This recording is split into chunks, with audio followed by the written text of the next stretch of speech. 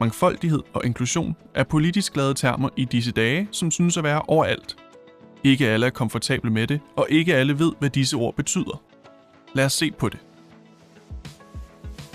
Mangfoldighed refererer til tilstedeværelsen af en bred vifte af identiteter, perspektiver, baggrunde og karakteristika inden for en gruppe, et samfund eller en organisation. Dette kan omfatte forskelle i fysiske, kognitive og sociale evner, men også aspekter som race, etnicitet, køn, seksuel orientering, alder, religion, socioøkonomisk status eller neurodiversitet. At omfavne denne mangfoldighed skaber inklusion.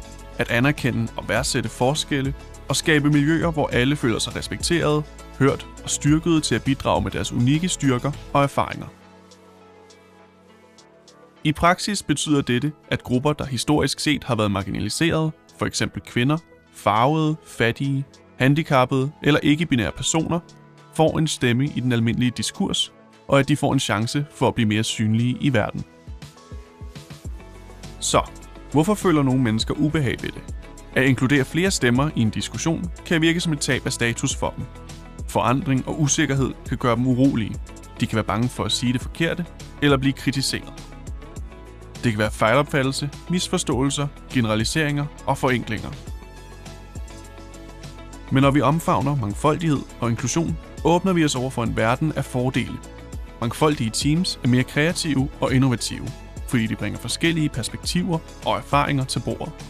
Inklusive miljøer er forbundet med bedre beslutningstagning, højere medarbejdertilfredshed og forbedret præstation.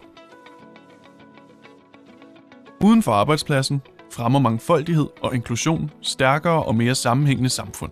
De hjælper med at reducere fordomme, fremme social retfærdighed og sikre, at alle har en fair chance for at lykkes.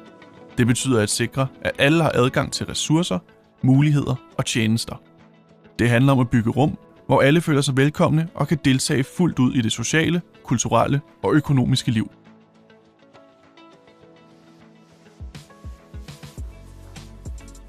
Så hvordan kan du bidrage til en mere mangfoldig og inkluderende verden? Start med at udvide din horisont ved at læse, lære og lytte til andres erfaringer. Udfordre dine egne fordomme og vær åben over for nye perspektiver. Tal imod diskrimination og støt dem, der er marginaliseret. Vis din støtte ved at stå op for det, der er rigtigt og skabe inkluderende rum, hvor end du går. Husk, mangfoldighed handler om at anerkende vores forskelle, og inklusion handler om at omfavne dem. Når vi omfavner mangfoldighed og praktiserer inklusion, skaber vi stærkere, mere levende og modstandsdygtige samfund. Vi reducerer fordomme, fremmer retfærdighed og skaber en følelse af tilhørsforhold for alle.